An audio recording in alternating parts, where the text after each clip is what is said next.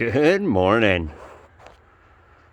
Well, I got a call from a buddy of mine last night, and he's like, "Hey, I need to clear space to build my new shop, and the neighbor can come over with his 30-ton excavator, and he can rip the trees I need out of the way and put them wherever they are. But then they're all covered with mud." And he's like, "They're all birch trees, and if you want them, you better you let me know and you can come get them." I said, "Well, I'll hitch up my trailer. I'll be there. What time?" He said 7 in the morning. I said, "Perfect." And so we're all packed up and ready to go. Sometimes, it's rare, but sometimes present day Bill really appreciates past Bill. So I thought to myself, well, the bar's not on my saw, the chain's not on my saw. I don't know where any of that stuff is at. Like, I know where it's physically located. I mean, I don't know where it's at. Like, is the chain sharp? I don't know. Is the air filter clean? Did I put it away? So I've put it all together, and I popped my air filter cover off, and my air filter's clean. I touched the chain, and the chain's sharp as it can be, which tells me that past Bill, before he put the saw away for the season, cleaned it all up and got it ready to go. So at a moment's notice, all I had to do was just put the bar and chain on it. And I only had the bar and chain off because I was testing it on other saws. And it's ready to go, and that makes me very, very happy. So I'm going to go put my coveralls on and grab a pair of gloves and refresh my coffee, and away we go.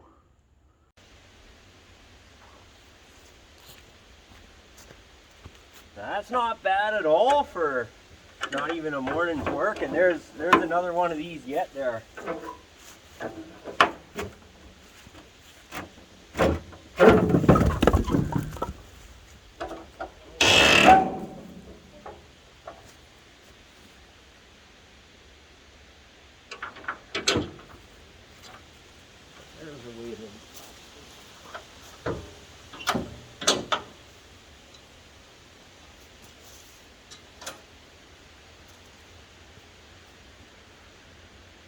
The real question is, can it tip this much? We filled it full. I figured, well, I'll fill it full and then I'll know if I can tip it or not. And if it can't tip it, I'll have to hand bomb it.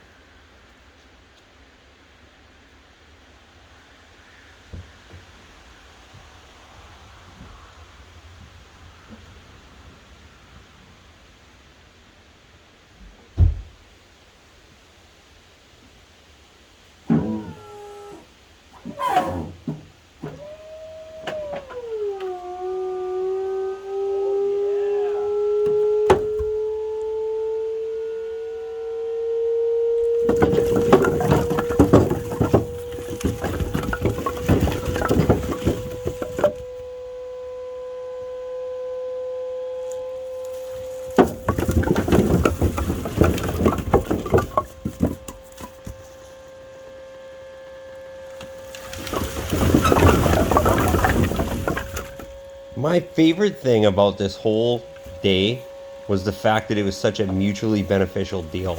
That my buddy got what he needed done, he got his land cleared, because there was some concern that the excavator would get stuck and just rip all the trees up because it's kind of boggy there. And I got a bunch of free wood, everybody's stoked.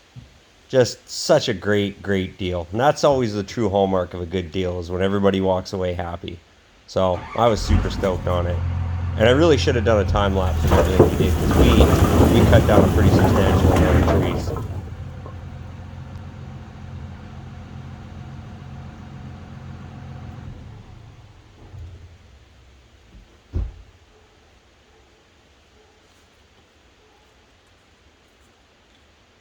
Wow, isn't that exciting? That is way better than how I was doing it before. Let me tell you.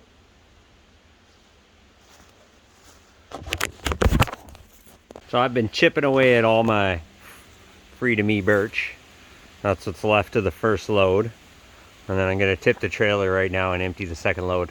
I'm lending it to a friend of mine. He's going to do a dump run. One of the great things about having a dump trailer is being able to help your buddies out. I've lent it out as many days as I've had it since I've owned it. But that's kind of the reason why I bought it, was to use as a barter chip and just, throw it into the local community of useful things. When you live in the country, I might not have a skid steer, but when I need a skid steer, there's one just down the road, and it comes over and it does the skid steering that I needed. And so, yeah. we're going to tip that out. Look at all that good wood. There's a lot of smaller stuff in there too, but I don't mind. It'll be good, it'll be good firewood. And when it's nice and close to home like that, I'll zoom you out. When it's nice and close to home like that, man, it sure makes it real easy. Real easy. And I'm loving this dump trailer game. I really do think that I want to do a log splitter on the back.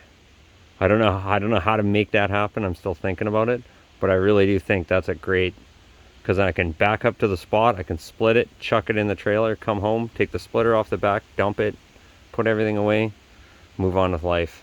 And then I only handle the wood, you know, whatever, 3 times. Anyway,